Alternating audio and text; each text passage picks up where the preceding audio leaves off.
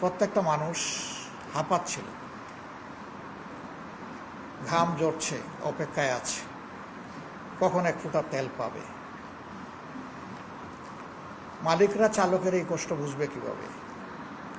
তিনি বরঞ্চ ঘরে বসে হয়তো বারবার ফোন দিচ্ছেন, এই তুমি কখন আসতেছো, ছেলেমেয়েরা স্কুলে যাবে অথবা স্কুল থেকে নিয়ে আসতে হবে, অমুক অফিসে যাবে, আমি বাজারে যাব, তুমি কখন আসবে, তেল পেয়েছো?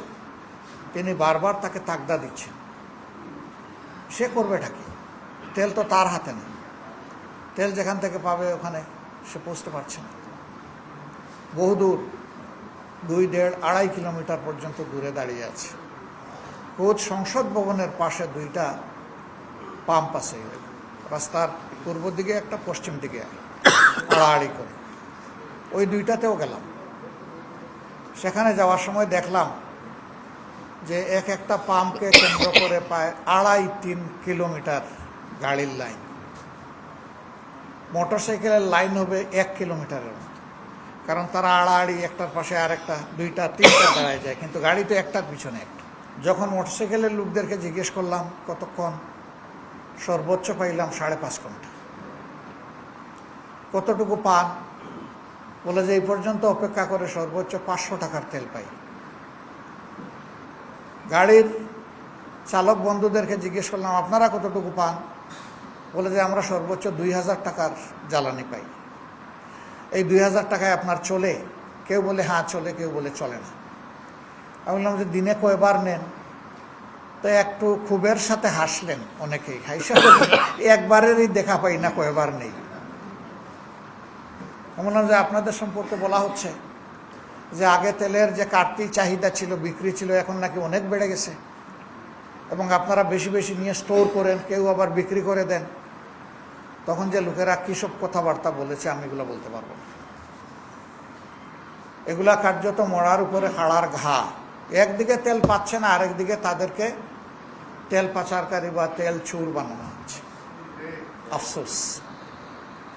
বলছিলাম শ্রমিকদের কষ্টের কথা। যারা বাইক বা রাইডার, তাদেরকে জিজ্ঞেস করলাম সারাদিনে কত রুজি করতেন আগে? বলে যে 1,500 থেকে 2,000 টাকা। এখন বলে 600 থেকে 700 টাকা। কেন? প্রথমত তেলের সংকট, দ্বিতীয়ত সময় নাই, সময় তো চলে যায় তেল সংগ্রহ করতে। আর আমরা তো মানুষ, 24 ঘন্টায় তো কিছু ঘুমাইতে হয় আমার, তো এ দিয়ে পরিবার চলে? চলে না। তাহলে আপনি এই পেশা কোন পেশায় যাব? সব দিকেই তো বেকারের মিছিল। এটা আমার আত্মনির্ভরশীল একটা পেশা ছিল, এই দিয়ে তো চলতো, এখন তো পারছি না। এখন যাবো ইনশাল্লাহ নিত্যদিনের যে কমোডিটিস, পণ্য যেখানে বিক্রি হয় সেগুলোও দেখব।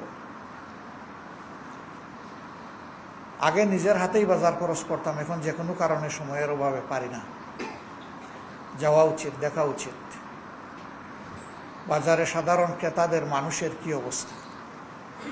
শুনতেছি অনেক কিছুরই দাম বেড়ে গেছে, বাস্তবে গিয়ে যাচাই কর। একটা পাম্প পাইলাম ব্যতিক্রম, সে বলল আগের চাইতে বেশি এখন বিক্রি হয়। আর বলল অন্যান্য পাম্পগুলো বলল যে আমরা আগে যে পরিমাণ তেল পাইতাম, এখন কেউ বলল 1/3 পাই সারাদিনে 24 ঘন্টায়, আর কেউ বলল যে অর্ধেক পাই। একটা পাম্প বলল আগের মতোই পাই, একটু কম বেশ হয়। তো আপনি তেল কেমনে বেশি বিক্রি করেন? বললো যে চাহিদা বেশি, এই জন্য। আমি বললাম আচ্ছা, ভালো কথা। আগে একটা গাড়িতে যে যত চাইতো তত দিতেন কিনা? বলে হ্যাঁ তা দিতাম। বলে এখন দেন? না দেই না। এখন কত দেন? ম্যাক্সিমাম 2000 টাকার তেল দেয়। তাহলে আগে একজন মানুষ 10,000 টাকার তেলও নিত, সেই গাড়ি আপনি ভর্তি করে দিতেন। এখন 10,000 টাকার তেল যদি 2000 করে ভাগ করে দেন, তাইলে 5টা গাড়িতে আপনার ঢুকান নজলটা। বলে হ্যাঁ।